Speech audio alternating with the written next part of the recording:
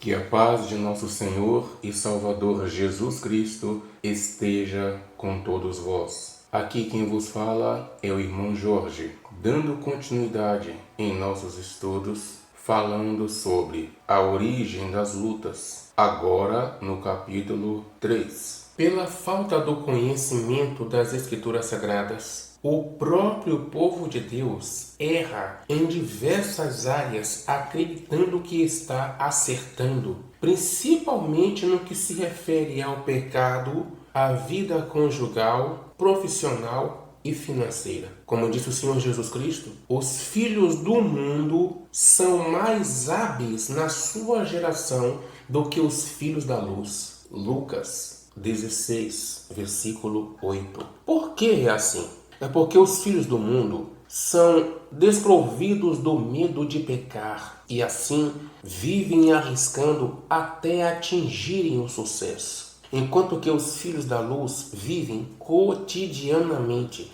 cercados pelo medo de pecar. E quando arriscam, logo na primeira derrota, desistem, acreditando que estão contrariando a vontade de Deus. Quando na verdade, através do conhecimento da Escritura, sabe-se que não se deve pecar, não por medo de Deus ou por medo de castigo, mas sim não se deve pecar por amor a Deus e por não querer entristecê-lo. Observe que diz a primeira carta do apóstolo João no capítulo 4, versículo 18. No amor não existe medo, antes o perfeito amor lança fora o medo. Ora, o medo produz tormento. Logo, aquele que teme não é aperfeiçoado no amor. Meus queridos, o amor nos dá liberdade. O medo nos limita, nos prende. Não permite que a gente concorra com os filhos deste mundo, que não são cercados pelo medo de pecar. Quando a gente ama a Deus, o nosso cuidado para não pecar não é por medo de castigo ou de punição ou de inferno. Quando a gente ama a Deus, nossa preocupação é agradar a Deus. Assim temos liberdade. E quando errarmos, temos também liberdade para confiarmos no seu amor, de que Ele nos perdoará. Enquanto que aquele que é dominado pelo medo, se ele cair em pecado, prostrado ele fica. Porque ele não tem coragem de se levantar. Ele se rende logo de vez mesmo ao pecado, porque ele nunca aprendeu a amar e andar em amor. Com o entendimento do que é amar a Deus, os filhos da luz podem, sob a orientação de Deus, saber como, quando, onde e o quanto devem arriscar perseverantemente até que se obtenha o sucesso. Não quer dizer que ele vai arriscar uma vez e vai obter logo sucesso. Como eu acabei de dizer, o servo de Deus é provado o tempo todo. Então Deus vai permitir que ele arrisque uma vez e quebre a cara. Deus vai permitir que ele arrisque várias vezes e quebre a cara para Deus testar a perseverança dele. Daí se explica o porquê de algumas pessoas passarem por menos dificuldades que outras. É que umas, por meio da sabedoria, se preveniram mais do que outras. Vejamos o que diz o livro do profeta Daniel no capítulo 12, versículo 3. Os que forem sábios, pois, resplandecerão como o fulgor do firmamento. Resplandecer como o fulgor do firmamento. O que é o firmamento? O céu. Ele está dizendo que os que forem sábios resplandecerão como o fulgor, o calor, a chama do firmamento. O firmamento está em cima. Ele está dizendo que os sábios estarão em cima. Então, onde estarão os que são sem sabedoria? Embaixo. Isso explica por que umas pessoas passam por menos dificuldades que outras. É porque umas, por meio da sabedoria, se preveniram mais do que outras. E isso por diversos motivos. Por terem um poder de visão maior, que lhes permitiu enxergar mais contratempos, ou por terem empenhado mais esforço, ou por serem mais determinadas, ou por cedo o bastante terem começado a sua prevenção, por diversos motivos. E há também aquelas pessoas que nunca se preveniram, que preferiram desperdiçar seu tempo, sua juventude, seu vigor, o seu dinheiro em prazeres e diversões e distrações. Por outro lado, há aquelas pessoas nas quais nem se percebe as dificuldades. As dificuldades estão ali, mas só a própria pessoa o percebe. Não é claramente notado por outras pessoas. Já as provações elas vêm independentemente da cautela e da prudência de quem quer que seja a prevenção. Porém, as provações virão de acordo com a condição, conforme a estrutura de cada um, ou seja, virá segundo o que cada um possa suportar. Isso porque elas não vêm do nada e nem dependem da ação humana. Elas vêm de Deus e servem para que seja revelado o caráter de cada pessoa e assim discipliná-la. Vejamos o que diz o livro de Jó, no capítulo 5, versículos 17 e 18. Bem-aventurado é o homem a quem Deus disciplina. Não desprezes, pois, a disciplina do Todo-Poderoso, porque ele faz a ferida e ele mesmo a ata. Ele fere e as suas mãos curam. Nesses dois versículos, ele está dizendo que o Senhor, quando traz a disciplina, essa disciplina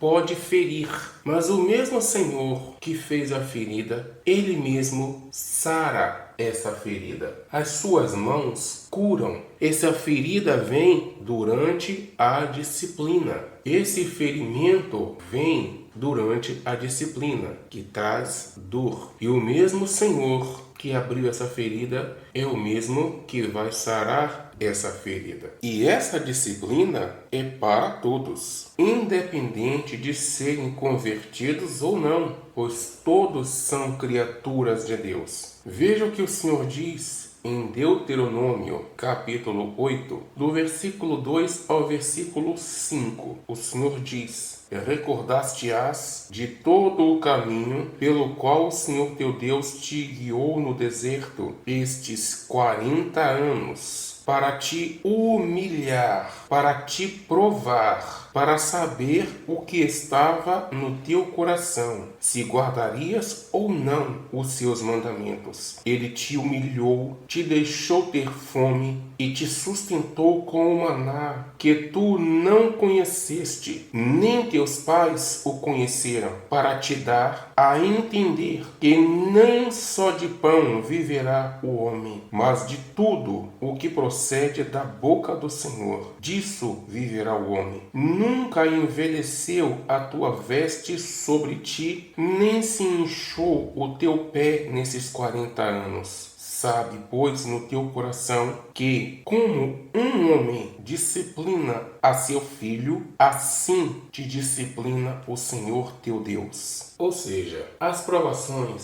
servem para que, através delas, seja revelado quem é cada um. Por isso que muitas pessoas dizem: o irmão fulano mudou, a irmã fulana mudou, a tal pessoa mudou. Na verdade, tal pessoa se revelou. Através da provação, cada um foi revelado quem é de verdade. Ou nas provações por meio de bênçãos, ou nas provações por meio de dores, o caráter de tal pessoa foi revelado. Tais provações revelaram a Deus, aos homens e ao maligno quem é, na verdade, aquela pessoa. Não é que aquela pessoa tenha mudado, é que ela não havia se revelado e através das provações ela tornou-se revelada a todos, inclusive a si mesma. Porque quantas pessoas não sabiam que eram capazes de cometer esse ou aquele ato que de repente se surpreenderam vendo praticando atos que elas mesmas reprovavam quando viam em outras pessoas e agora veem-se praticando tais atos. E quantas pessoas se surpreendem em se flagrarem praticando bondade que jamais acreditavam serem capazes de praticar? São exemplos de pessoas que não conheciam nem a si mesmas. E o seu caráter foi revelado até a si mesmas. Comumente, as lutas são consequências da desobediência ao ensino do Senhor no que se refere à prudência. E pela falta dela, lutam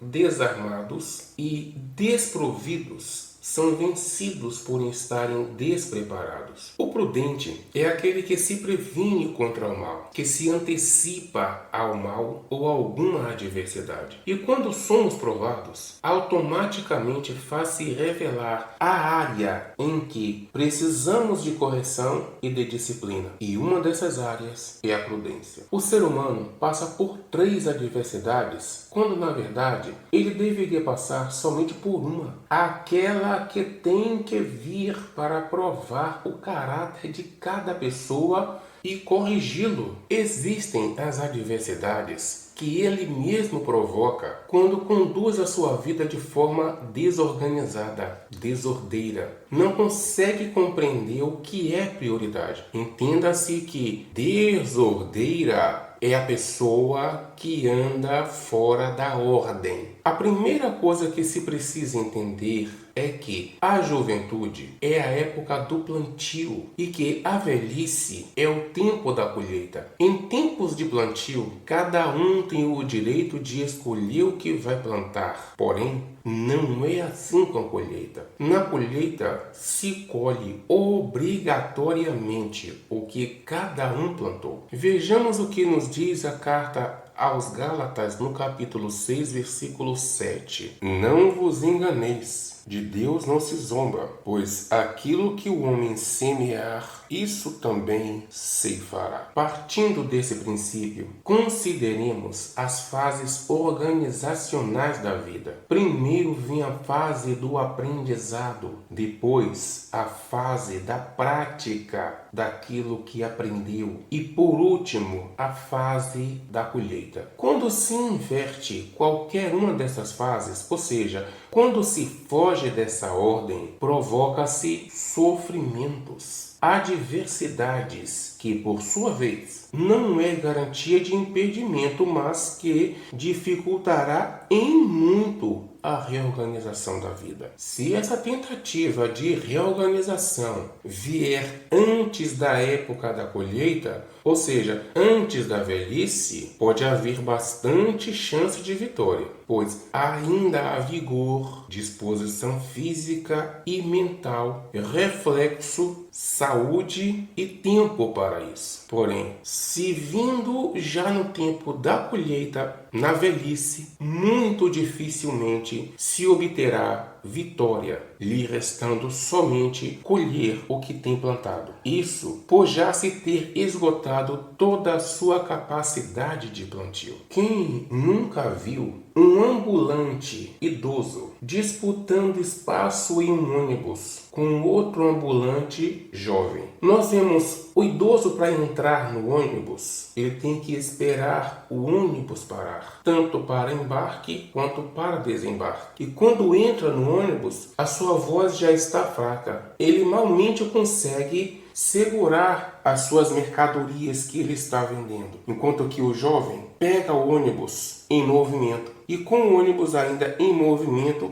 ele salta. Quando está dentro do ônibus, o jovem consegue carregar as suas mercadorias por todo o corredor do ônibus e a sua voz é alta e forte. O que podemos perceber neste cenário? Sem querer generalizar e julgar, pois cada situação é uma situação e só Deus sabe de tudo, muitos desses idosos deixaram passar o tempo do plantio e estão plantando agora, numa época em que eles deveriam estar colhendo. E agora vão competir com aqueles que estão com todo vigor, com toda disposição, com toda a saúde. É óbvio, é claro, é evidente que o mais jovem, o mais ágil, vai vender mais, vai produzir mais. Para se prevenir contra as adversidades, é necessário seguir os 3 passos organizacionais para uma vida mais tranquila: aprendizado, produção e desfrute, ou seja,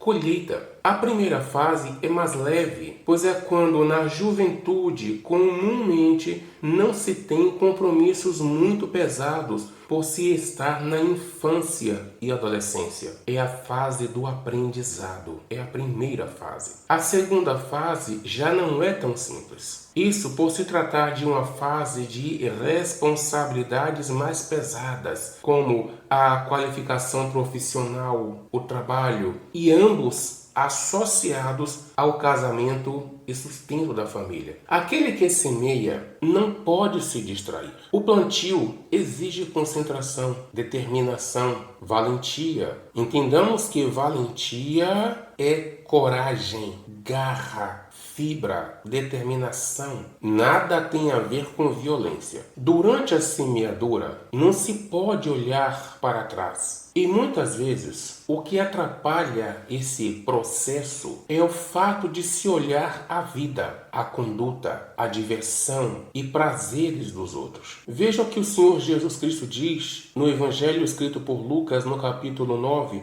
no versículo 62. Ninguém que, tendo posto a mão no arado, olha para trás, é apto para o reino de Deus. Em terceiro lugar, vem a época do desfrute de todo esse plantio, ou seja, a colheita propriamente dita na velhice. E em muitos casos, essa colheita vem antes mesmo da velhice, mas vai depender de quando começou esse plantio. Quanto mais cedo começar o plantio, provavelmente mais cedo será o tempo da colheita, onde, independentemente de ser servo do Senhor ou não, quem plantou grama vai colher grama, e quem plantou alimentos vai colher alimentos. E quem nada plantou, nada tem a colher. E quantas pessoas tentam acusar a Deus de injustiça ou cobrar de Deus como se ele fosse injusto, dizendo: "Ah, Senhor, não é justo. Eu larguei tudo por tua causa. Senhor, eu trabalho de sol a sol e nada tenho. Aquele infiel, aquele injusto, aquele pecador tem tudo e eu nada tenho. Por que tu dás tudo a ele e eu não tenho nada? Por que dás mais a ele e a mim tu dás menos?" As pessoas ficam interrogando a Deus como se Deus fosse injusto ou acusando Deus de ser injusto. Quando, na verdade, as pessoas não param para entender que aqueles a quem elas chamam de infiéis e que têm mais, eles plantaram. Quantas pessoas, quando se convertem, deixam de estudar, deixam de se qualificar profissionalmente e passam a orar, jejuar, ler Bíblia, consagrar e acreditam que tudo virá pela fé como num toque de mágica, numa varinha de condão. Enquanto que aquele outro que nunca se converteu, ele continua estudando, ele continua trabalhando, ele continua produzindo,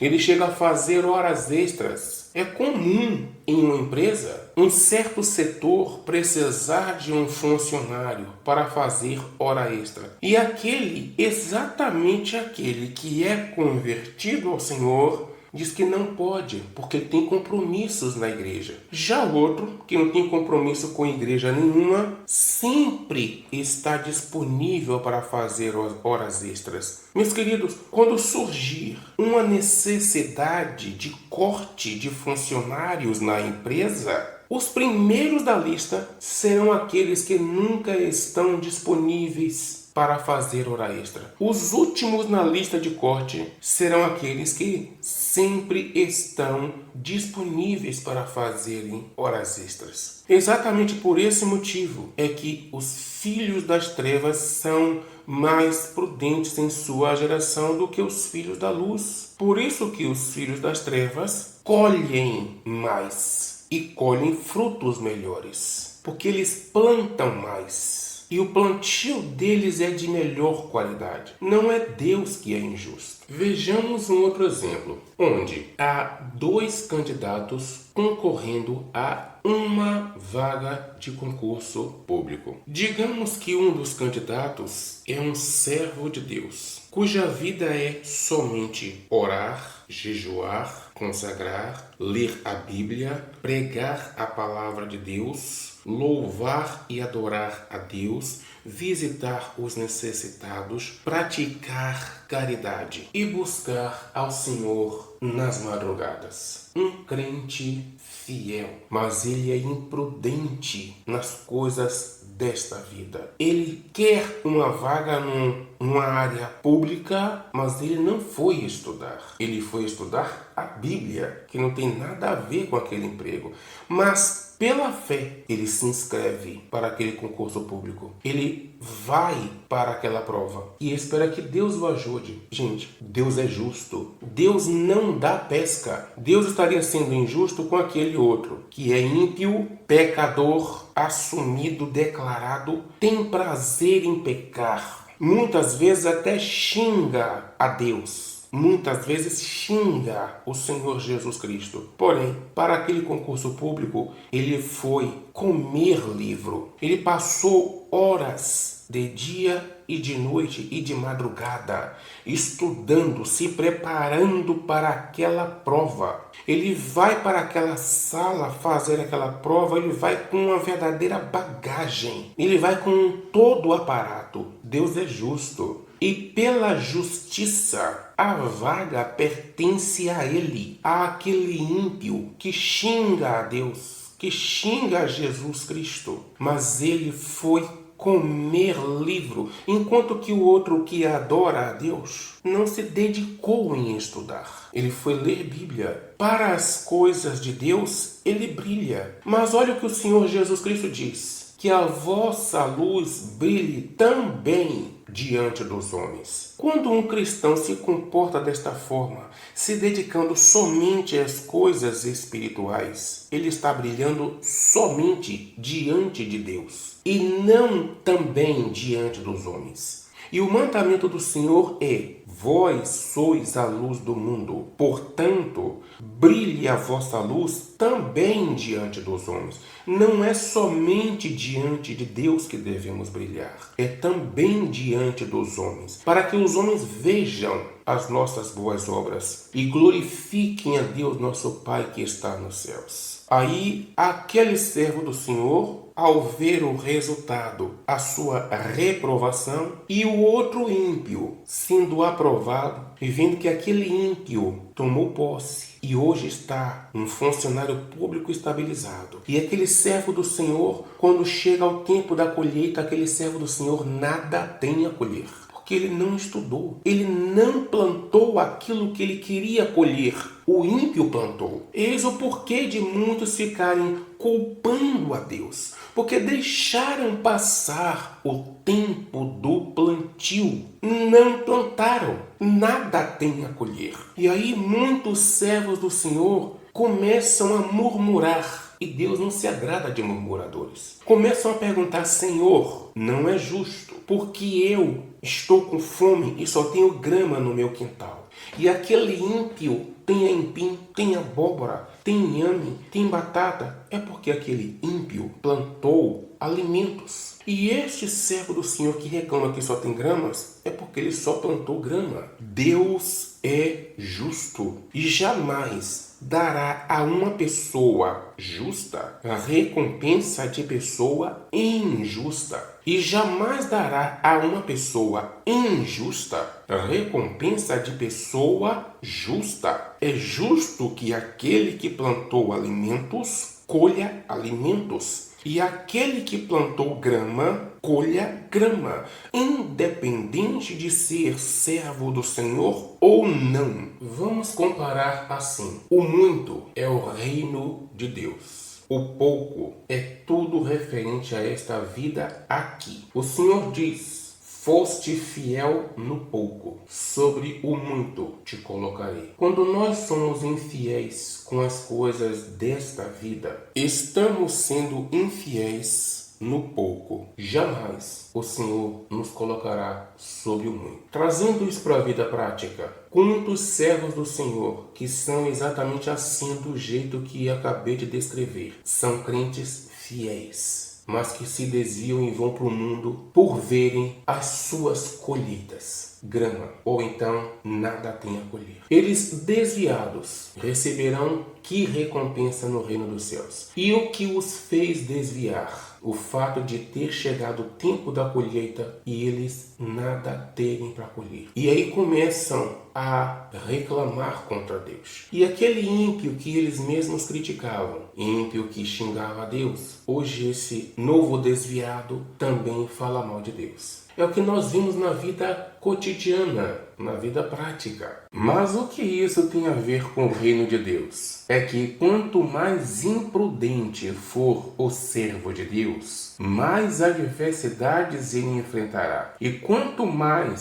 sofrer adversidades, mais pesada se torna a sua cruz. E quanto mais pesada ela for, mais difícil fica de carregá-la até chegar ao fim do trajeto. Por isso é que muitos abandonam a sua cruz no meio do caminho, por imprudentemente aumentarem o peso da sua própria cruz. Cotidianamente somos bombardeados por adversidades, dificuldades e contratempos consequentes de nossa própria postura imprudente perante as pessoas e também perante a vida. Atualmente é difícil não encontrarmos alguém que esteja conduzindo a sua própria vida de maneira desorganizada, de maneira desordeira e sofrendo as consequências dessa desordem. Muitos são os que, em sua fase de plantio, estão, na verdade, desfrutando do que nunca plantaram, enquanto que outros, em seu tempo de colheita, se privam desse direito para que outros o façam. Com esse comportamento, os mais velhos desincentivam nos mais jovens o plantio, a semeadura. E esses, por sua vez, ao chegar o tempo da colheita, nada terão para colher. Dessa forma, muitos pais, mães e avós que deveriam estar colhendo se privam disso para que seus filhos e netos o façam. E por outro lado, esses jovens que deveriam estar plantando nada semeiam e assim nada terão para ceifarem em sua época de colheita. É bastante comum o pensamento de um pai ou mãe de que seus filhos têm o que eles não tiveram. Mas foi exatamente aquela carência que seus pais enfrentaram que os fez fortes e vitoriosos. Em contrapartida, é exatamente essa proteção que faz com que seus filhos sejam acomodados na zona de conforto. Avós que assumem a paternidade de seus netos quando, na verdade, deveriam estar desfrutando de décadas de trabalho e dedicação em prol de sua família, sabendo-se que essa tarefa, essa responsabilidade e esse legado tem que ser passados adiante para os novos pais e mães. Porém, a cada dia se aumenta o número dos que não o fazem. Quando os pais dão para o filho algo que eles mesmos é que deveriam estar desfrutando, como por exemplo, celulares, viagens, comidas caras, roupas de marca e etc. Eles estão, através desse ato, desincentivando a nova geração quanto ao plantio. O que se colhe desse erro? Daremos continuidade em nosso próximo capítulo. Peço a todos que me ajudem a semear a palavra de Deus, enviando esses estudos para todos os seus contatos. Não deem likes. Eu não quero likes. Eu só peço que repassem para que a palavra de Deus o conhecimento do Evangelho, o esclarecimento da palavra do Senhor chegue ao maior número possível. Se inscrevam no meu canal e vocês terão acesso a todos os outros estudos. Que Deus abençoe a todos e fiquem todos na santíssima e gloriosíssima paz de nosso Senhor e Salvador Jesus Cristo.